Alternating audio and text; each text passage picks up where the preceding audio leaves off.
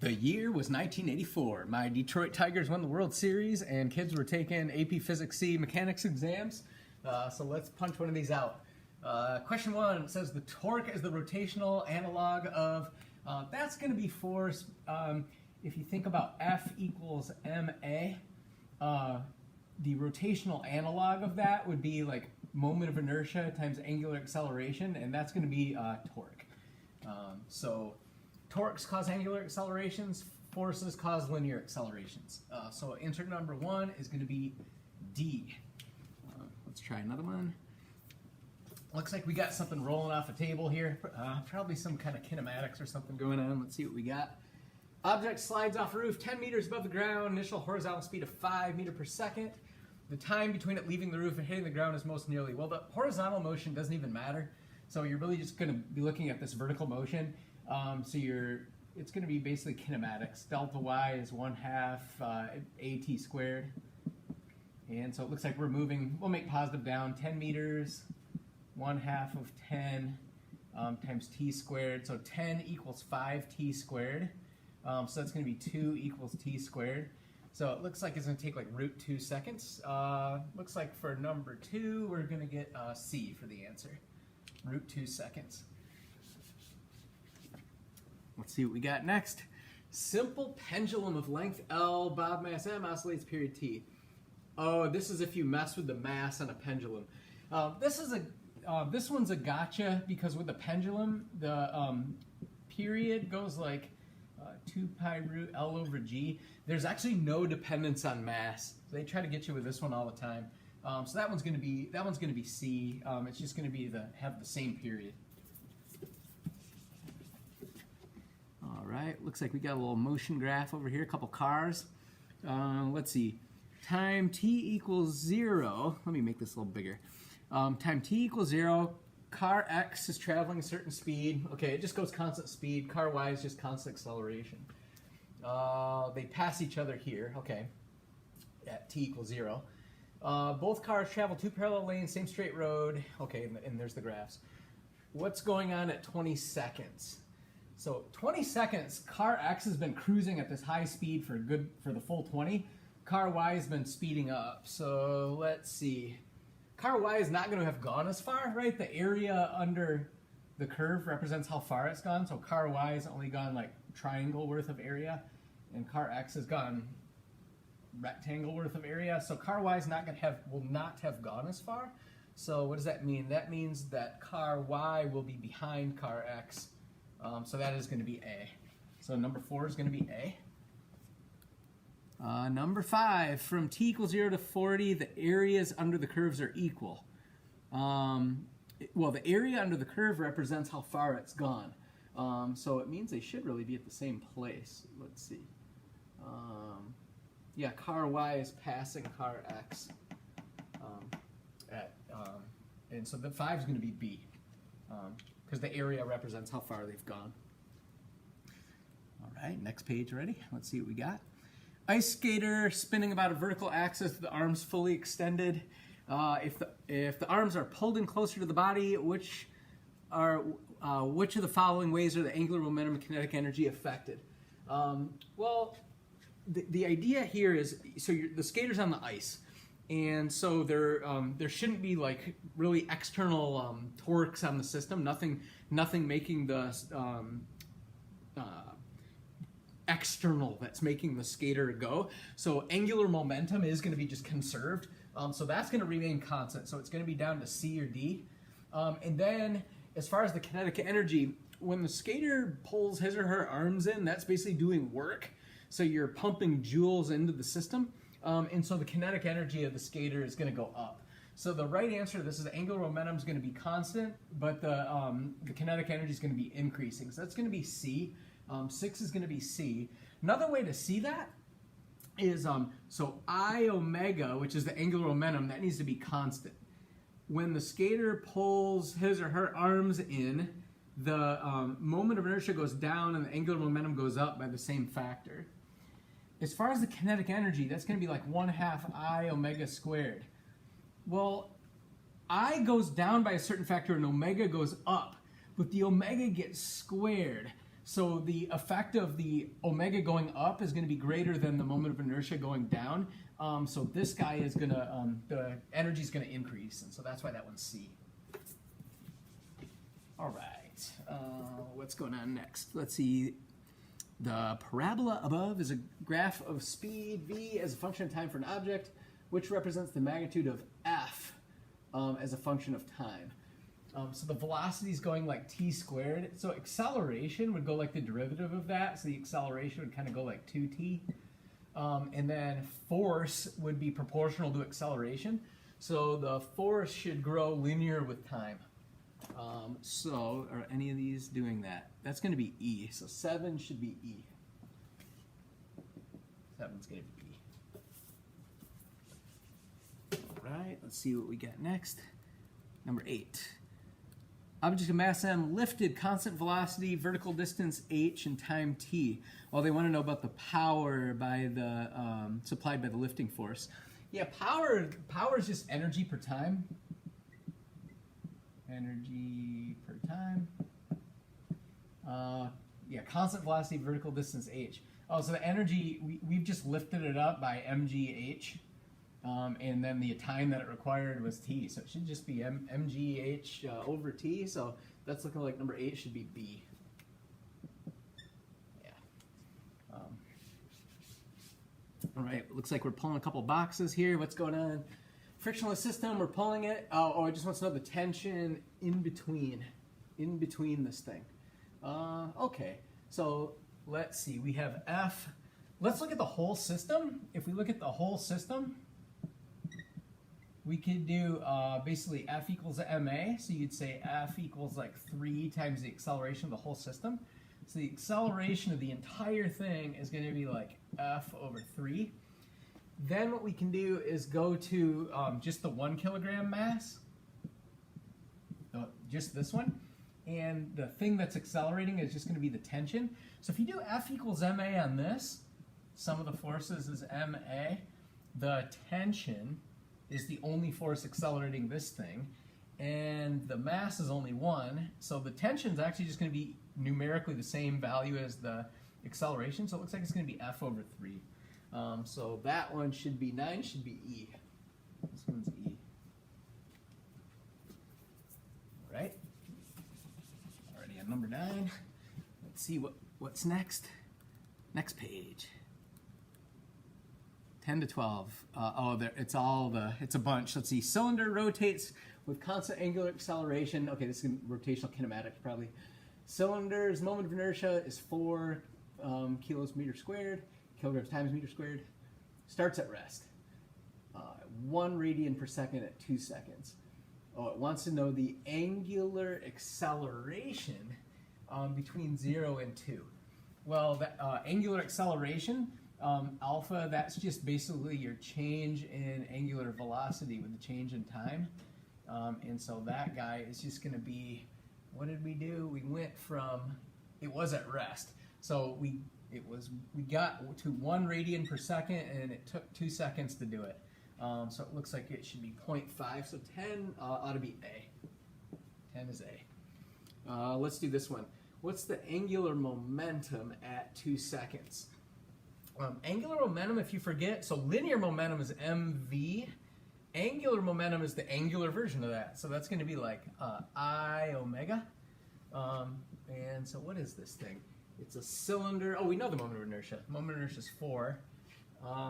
In the t equals 2, the angular velocity is 1. Oh, wow, so it's just 4. So 11 should just be D. It should just be 4 times 1. That's going to be D. Yeah, 11's D. That one wasn't tough. That one wasn't too tough. Let's look at number 12. What's the kinetic energy at that time? That's just 1/2 I omega squared. The way that you can remember that is for translation, that's like 1/2 mv squared. And you just want to do the rotational version of that, 1/2 I omega squared. So that's going to be half of 4 times, what did that thing say? It was going 1 radian per second. So that's going to be 1 squared. So that's just going to be half of 4 or 2. 2 joules, so 12 should be B. Right on. Let's do 13. Oh, this thing called an Atwood machine. Two objects with masses M1, M2. M2 is heavier, and you release it.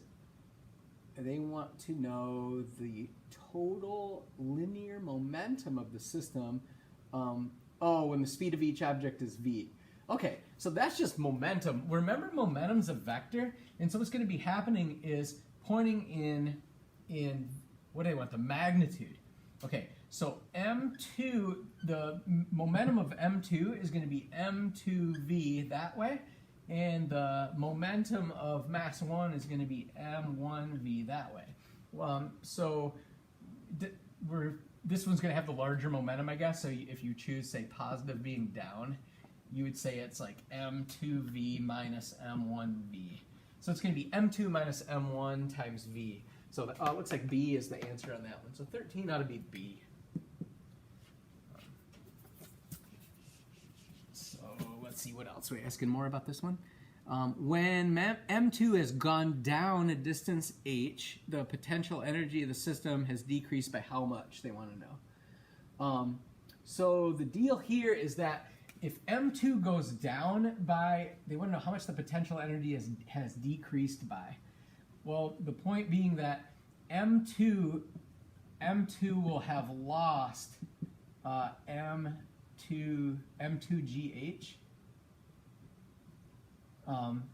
M2 will have lost that much. M1 will have gained M1GH. Right, so we lose that and we gain that. And so they basically want to know how much we've lost. So we'll have lost the amount that's that one minus that one. So it should be this one minus that one. So the answer is going to be M2 minus M1 GH. That should be A. 14 ought to be A.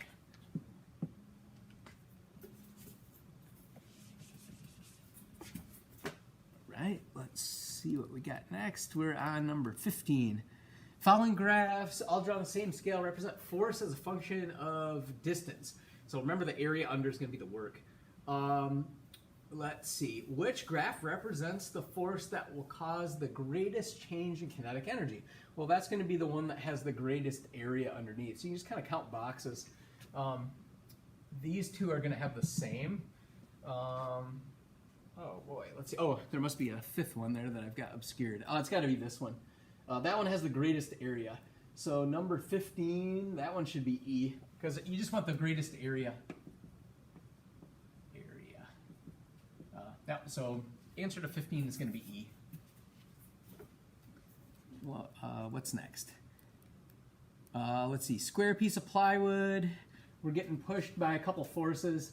Okay, right. So this thing, yeah, it looks like there's going to be a net force of 5 upwards, and this thing might start to spin. What are they going to ask? Let's see. Where should a third force be placed to put it in? Oh, in equilibrium. Yeah, you just need the torques to balance and the forces to balance. So you want to kind of put that guy over there.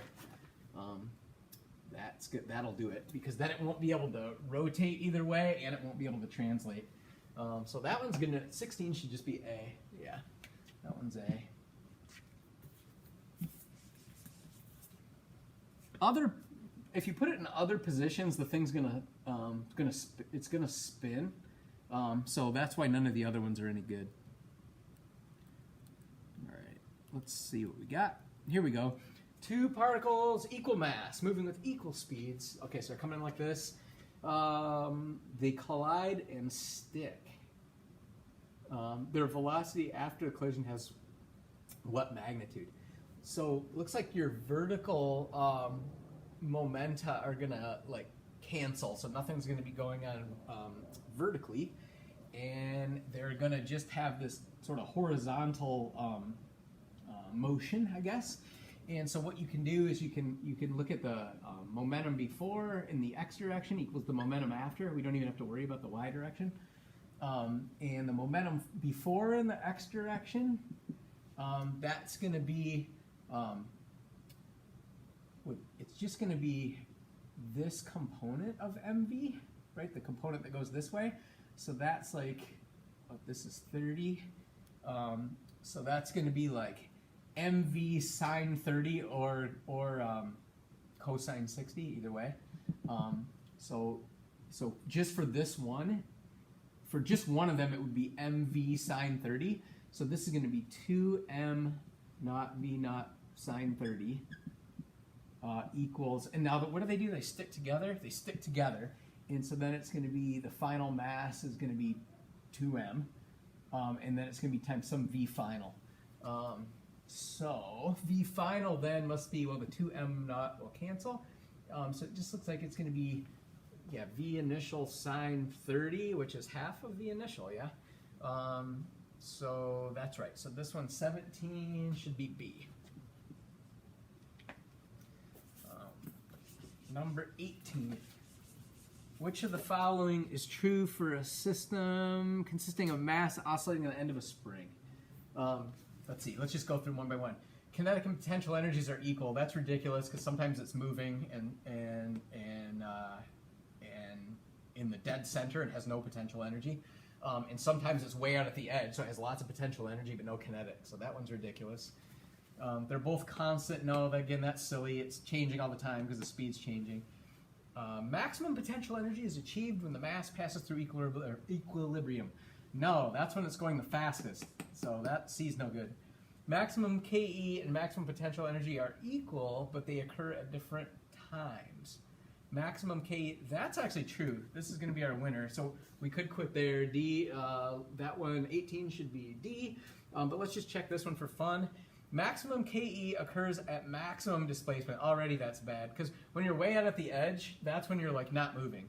So this one's a loser. So 18 is going to be D. All right, what's next? Let's see, 18, we're on 19. We got something going in a circle, radius 2 meters. Oh, and here's the angle. Okay, gotcha. The speed. Oh, okay, so this is one where you want to do like V equals R omega, and we got to figure out what the omega is. Well, the omega is going to be d theta dt. It's the rate of change of the angle. So omega itself is going to be d theta dt. So we got to take the derivative of this thing. So 6t plus 2. And what do they want to know? So you want to know it at 4. The speed at 4. So when we get to 4 seconds, 6 times 4, 24, plus 2, that's going to be 26. Okay, so that's your angular velocity. And then we've got to come up here and just check the speed. What's the radius now? 2. So we've got to go 2 times 26 should be 52. So that guy looks like D. Number 19 should be D. 20, mass of planet X is 1/10 that of the Earth, and diameter is 1/2 that of the Earth. They want to know acceleration due to gravity at the surface. What I'd like to do, I'm kind of something like this, is here's the Earth or whatever, here's a person, and you want to find the force on that person. Well, the force on that person would be like gravitational force times the two masses, mass of the Earth, mass of the person, over radius of the Earth squared. But that's going to be equal to ma. That's going to be equal to the mass of the person times a. So the mass of the person will cancel. So acceleration in general is going to be gme over re squared. And so now what we got to do is just kind of compare, see what happens. So what's going on? We go to some planet where this gets to be 1/10. So 1/10, that's actually going to knock down the acceleration by 1/10. And then what else happens? And then the diameter is 1/2. So that means the radius is half. If the radius is half, that means we get an extra 1/4 in the denominator. So that would be like 4 times bigger. So first we got to cut it by a factor of 10, but then we got to multiply it by 4. So it's going to be 4/10 of what it used to be. So it's going to be 4/10 of the old acceleration. Well, the old acceleration is g, or about 10, so it's 4/10 of 10. So it's 4/10 of 10, so that's just going to be like 4. So the winner should be 4 meters per second squared, so 20 ought to be B.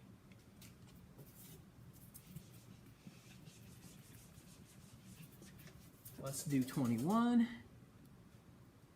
Says person pushes a box across horizontal surface 0.5 meter per second box is 40 kilos and there's some friction. And they want to know the power supplied to the box, by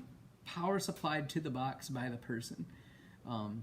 So really what's happening, I guess, is as you're pushing it, friction's continuously doing like work back on you. And so what do we got going? So every second, like the work done by friction is going to be like the friction force times the distance. So the work done by friction is going to be like mu mg coefficient times normal force times the distance. So what is this thing? Coefficient is 0.25. With mass is 40. G is 10. We take it to be, and it goes like half a meter. So what do we got? A quarter of 40. That makes 10. 10 times 10 is 100, and then half of 100 is 50. So there's like 50 joules, and that would be like in a second. So 50 joules per second is 50 watts. So 21 ought to be C.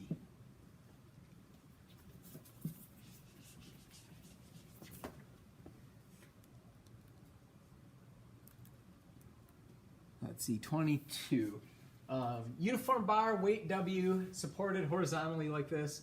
They want to know the force at this point. Oh, they just want to know the direction. Got it.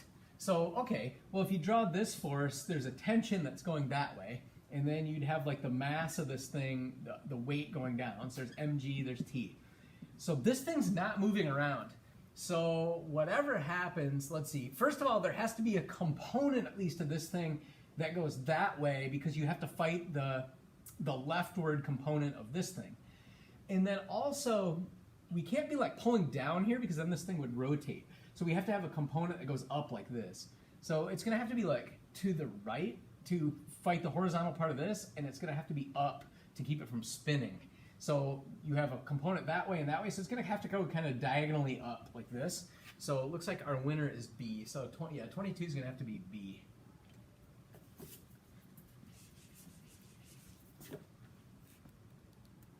$23. Looks like we got mass bouncing on a spring or something, or hanging. Let's see, 0.1 kilos, initially unstretched, 40, K is 40. The block is released, and they want to know that the amplitude of the motion. All right, so what do? Do we release it from rest? Oh yeah, we release it from rest. And so it's attached to it's initially unstretched. I think we can do energy with this thing. So what you can do is say that let's take, so it's gonna fall eventually some height. So right, and so let's call whatever lowest point that it gets to, whatever the lowest point is, we'll call that like height would be 0 down there. So it's at some height right now. mgh. So that's kind of like its energy before. That's the only kind of energy it has before. And then when it gets to the bottom, it's going to be at like height 0. And the only type of energy then that would be present, and it won't be moving again. So the only type of energy that will be present will be that spring potential energy, 1/2 kx squared. And so that's going to be how far it gets from this unstretched or equilibrium location. So that is going to be the amplitude. So I think we can probably start plugging in numbers. So what do we got? 1/10 of a kilo. This thing is, G is 10. Height is what we're looking for. Half of 40. And then the amplitude itself actually is this height. So that's like h squared.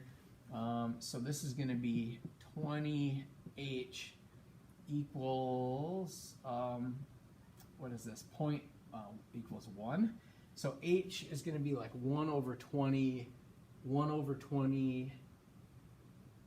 meters is going to be the, that's going to be how far down it's going to fall from this point. Let's see. So then, but it's never going to go this high again. Hang on. So this h, this is actually double the amplitude. So we just found that h is 1 over 20. meters, but the amplitude then is going to have to be 1 over 40. Ooh, that's a nasty one. Yeah, because it's never going to get higher than here, and it's never going to get lower than that place where it turns around. So this height that you find is going to be double the amplitude. So the h is 1 over 20. That means the amplitude is going to be 1 over 40 meters. So that's going to be A. Okay.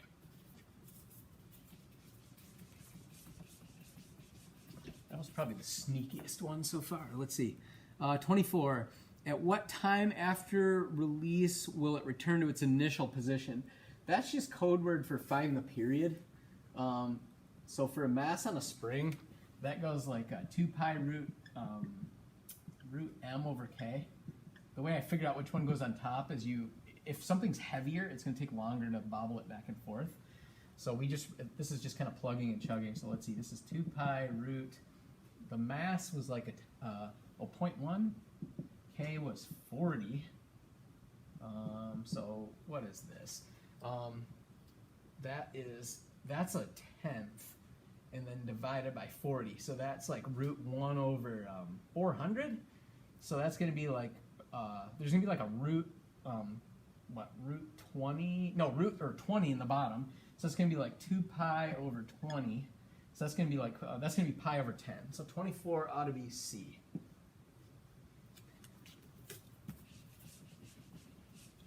There's that one. A couple more, almost done. What are we on? 25. Particle moves in simple harmonic motion, represented by the graph above. Which of the following represents a velocity as a function of time? Let me see what's being graphed. Oh, this is position. Got it. So, okay. So the position's moving like this is like a cosine function because it starts at maximum. So your x of t is going to be like 4 cosine of some stuff. Let's see, what's the period? This is 2. It repeats every 2. So cosine blank t, cosine of something t. So let's see. Oh, all these have pi in them. This is actually then going to be pi because, let's see, if you put in t equals 2, it repeats. That makes sense because if I plug in t equals 2, yeah, so this is the correct position function. Then velocity is going to be the derivative of that. So you just got to take the derivative. So equals derivative of cosine, negative signs, you get negative 4 pi sine of pi t. The pi comes out when you take the derivative, so that should be 25 should be E. What I was doing here was just checking that I had that this was correct. So when t equals 0, you are at 4. And then the very next time it repeats, after it does 1 repetition, you're at 2 seconds. And that's when this argument gets to 2 pi. So, you know, cosine goes 0, it starts at a maximum, and then the next time it gets to that maximum is going to be what, and this is 2 pi. So this lets you know that this is the right format. Okay. 26. What's happening here? Let's see. Constant speed along this line. Magnitude of angular momentum with respect to the origin. Okay, this is the origin. So angular momentum, mv_r perp, or mv perp r, but this way is probably the easiest. So it's just going to be mv, and then the only part that matters is the perpendicular part of r, which is, this is your r perp, which is a. So it's going to be mva. So 26 ought to be B. So there's that one. 20, we're on 27. Uniform stick, length L, moment of inertia, I naught. So here's the stick. Around here, it's I naught. Particle mass M attached to one end. The moment of inertia, the combined system about the it's still about the center. Well, all you can do is add a point mass to it. It's attached to one end. Oh, got it. Okay, so this length is L over 2. And you put the mass there.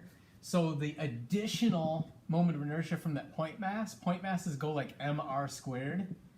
And so it's going to be like m, but then your radius is L over 2. So it's going to be like m L over 2 squared. So So that's ml squared over 4. And we got to add that to the original.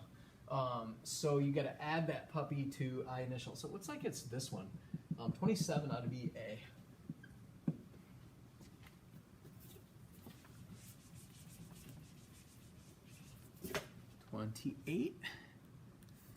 Body moving positive x direction passes the origin t equals 0. Okay. Constant speed. Then we do constant acceleration. Oh, we just want to know where it is. Oh, this is kinematics. So let's see. For the first second, we're going 24 meters per second. Okay, so from t equals 0 to t equals 1, from t equals 0 to 1, during that time we just go we go 24 meters. So we'll store that in the bank. Now we got to get the next part. At t equals 1 second, it's given a constant acceleration in the negative x direction, and then they want to know the position after 11 seconds. Oh boy, so let's do this. We can say our delta x is 1/2 a t squared plus v initial t. And what we can do is we can say, okay, so our delta x is going to be 1/2 of, what's the acceleration? In the negative x direction. So it's half of -6 times, now how long do we have to do this? T equals 11. Okay, now this interval, we're going to just use 10 seconds. It starts at t equals 1, goes to t equals 11. So this is going to be 10 squared plus, what was our v initial? We were going 24, yeah? 24 times 10. We're going to do that for 10 seconds. Okay, so this is going to be, let's see, that's 100. 10 squared is 100. This is going to be like minus 300 plus 240. So, oh, I see. So during this interval, we back up minus 60. So what we have to do is we got to go forward 24, but then we got to back up 60. So this is during like interval 1. This is during interval 2. So if we go forward 24, we got to go back 60. So not only will we go back to the origin, but then we're going to have an extra 36 left over. So it looks like it's going to be C. 28 should be C.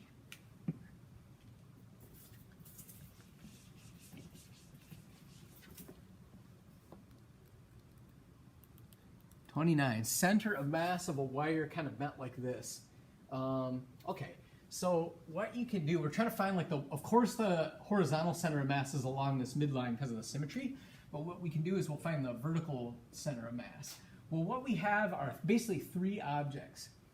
You've got M, and we'll just say that they're kind of like, each one is like a kilogram or unit mass 1. So what we can do is we can say, up at position L over 2, at this height anyway, at L over 2, we've got 2 masses up there. So it's sort of like position L over 2, that's worth 2, and position 0 is worth 1. So position L over 2 is worth 2, position 0 is worth 1, and then we have to divide by the total mass, which would be like 3. And so what we get is L plus 0 over 3. And so it looks like it's going to be L over 3, which is going to be, where do we have that as an option? Let's see. So this is L over 4. It's going to be B because it's like bigger than L over 4. It's L over 3. So 29 should be B. Yeah, 29 I think that's going to be B. It's going to be this guy. All right. We're on 30. What do we got? 6 more to go? 30. Racing car going around a track. We're looking from above. At the instant when the car's velocity is directed which way is it going? It's going, hang on a second, moving around a track. At the instant when the car's velocity is directed east, the acceleration is due south. Well, okay, if we're going in a circle, the only time the thing could be this way, or the acceleration could be this way, is if you're up at the top, because the acceleration is toward the center. And what else is happening?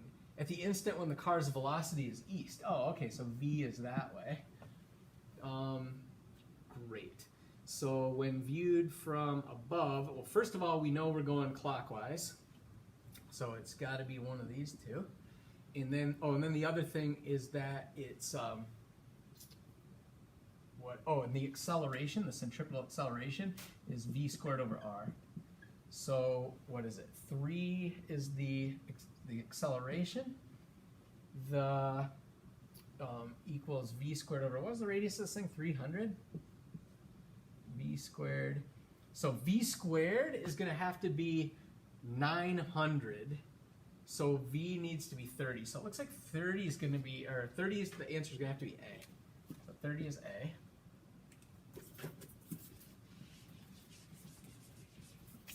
And let's do 31. 31. Mass M1 is moving with speed v towards stationary mass M2. Okay, so here's M1 on the move. M2 is just sitting there.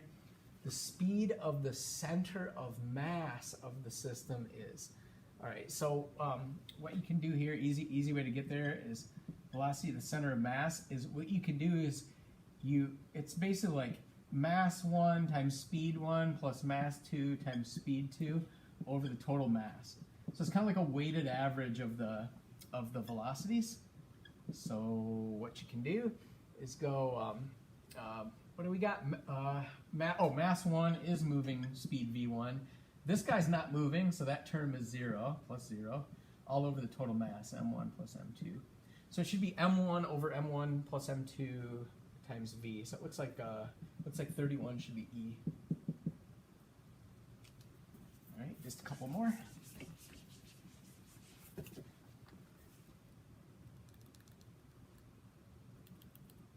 (32) 100 Newton weight suspended by 2 cords. Tension in the slanted cord is something. All right, let's see. This is going to be 100 down because of gravity pulling. That means that the vertical component of this guy needs to be 100. Otherwise the thing's gonna wipe out. So any answer so this thing not only has a rightward component but an upward component. So these answers are bad because it needs to be like at least 100, right? So then, well, if that's 100, this upward component is 100 newtons. I guess I can even put it there. And so then that's like the opposite side here. And so to get the component that's here, it's kind of like mystery number sine 30 equals 100. So it's like t sine 30 equals 100. Well, sine of 30 is 0.5. So t times 0.5 is 100. So that means t's got to be like 200 newtons. So that should be D. 32 ought to be D. Let's do 33. 33 looks like it's going to be easy. Let's see. Particle will move such a way. X is, this is position as a function of time. Okay, they want to know the KE. KE goes like kinetic energy is 1/2 mv squared. So it goes like v squared. So really what we do need to do is figure out how velocity goes. Well, if x goes like t to the 3/2, if we take the derivative, v is going to be like, taking the derivative, it would be 3/2 t to the 1/2. Okay?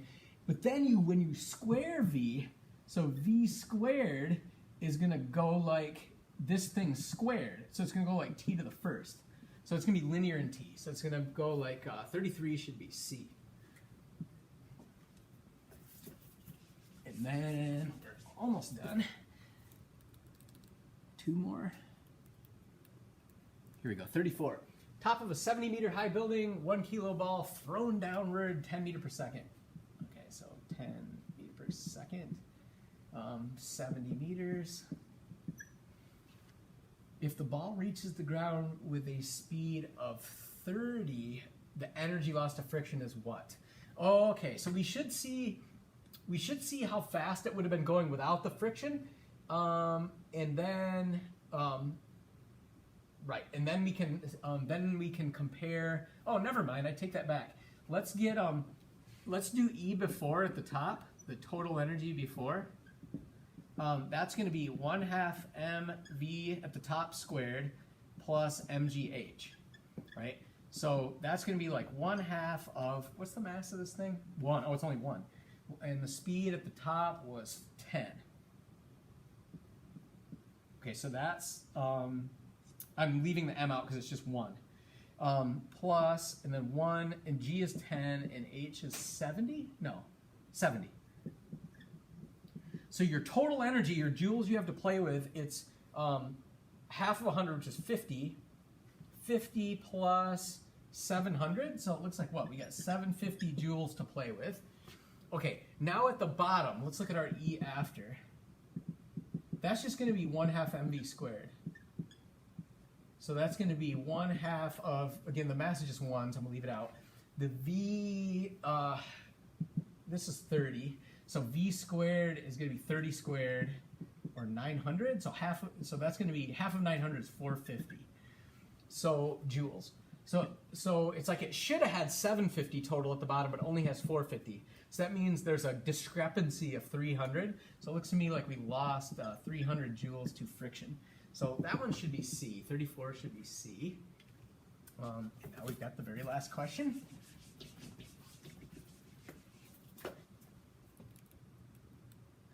Here we go. Light, rigid rod, masses attached to the ends, release from rest. The rod begins to rotate with what angular acceleration? So you need to know what the torques are on it to learn how it accelerates. Let's see. Here's the pivot. Attach the pivot. Okay, so you're going to have this guy pulling down with a force like 3m naught g. And then this guy's going to pull down with a force m naught g. So your torques are going to be, well, force times distance. So you're going to have 3m naught g times L. That's your torque going that way, going counterclockwise. And then clockwise is going to be this torque. You're going to have m naught g times 2L equals. Okay, now we got to work on the, so that's on this side, the torque. Let me just quick get this. This is 3 m naught gl minus 2 m naught gl. So this is just m naught gl. Okay, equals. Let's do what that equals. Well, the moment of inertia is going to be, it's light rigid rod, so we ignore the rod, we just do the point masses. So the 2 point masses are, it's mr squared for each mass. So this mass is 3m naught, and the distance that goes with it is L squared. And then we have to add to that mass m naught plus, or times the distance of 2L, but then entire quantity squared times alpha. So you have m naught gl equals, okay, we got 3m naught L squareds plus 4m naught L squareds, because 2 squared is 4. So this is going to be 7m naught L squared alpha. M naught G's are gone, or M naught's gone rather. And so this is going to be like G over 7L equals alpha. Is there something like that? G over 7L. 35 should be A. Right? And that was the year 1984.